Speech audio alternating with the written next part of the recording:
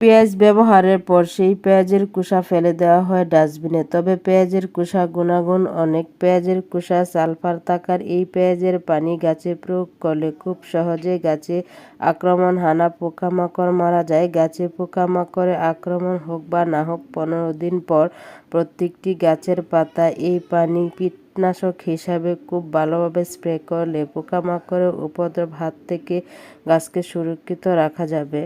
আসসালামু আলাইকুম, মিম রহমান ব্লগ থেকে বলছি। আজকে আপনাদের মাঝে নতুন আরেকটি ভিডিও নিয়ে হাজির হলাম। আপনারা কি লাউ চাষ করছেন? লাউ চাষে খুবই গুরুত্বপূর্ণ টিপ জানতে চান যাতে করে প্রচুর লাভ হয়? আজকের এই ভিডিওতে এমন একটি ঘরোয়া উপাদান দিয়ে একটি গুরুত্বপূর্ণ দ্রবণ তৈরি করে দেখাবো।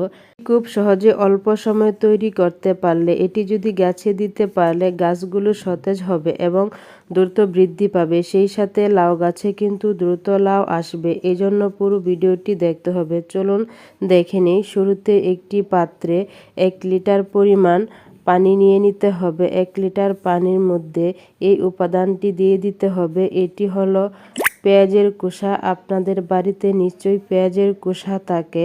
পেঁয়াজ কাটার পর অনেকেই পেঁয়াজের খোসা ফেলে দেন। আজ থেকে সংরক্ষণ করুন, কারণ এতে প্রচুর পুষ্টির উপাদান রয়েছে যা গাছের জন্য দরকারি।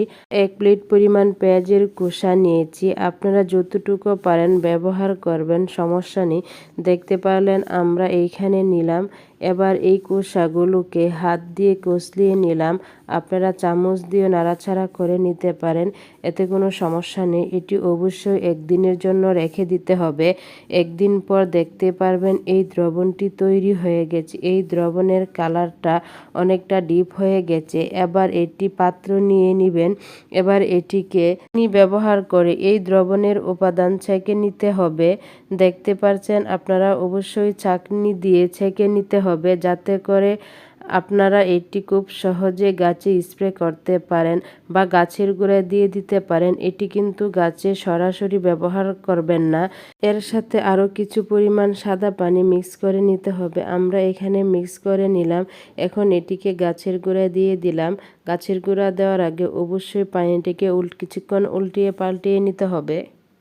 এটি সপ্তাহে 1 বার দিতে হবে। এতে করে গাছ অতি দ্রুত বৃদ্ধি পাবে, পাশাপাশি গাছের রোগ প্রতিরোধ ক্ষমতা বৃদ্ধি পাবে এবং গাছে প্রচুর পরিমাণে ফুল আসতে শুরু করবে এবং গাছ থেকে প্রচুর পরিমাণে ফলন পাওয়া যাবে।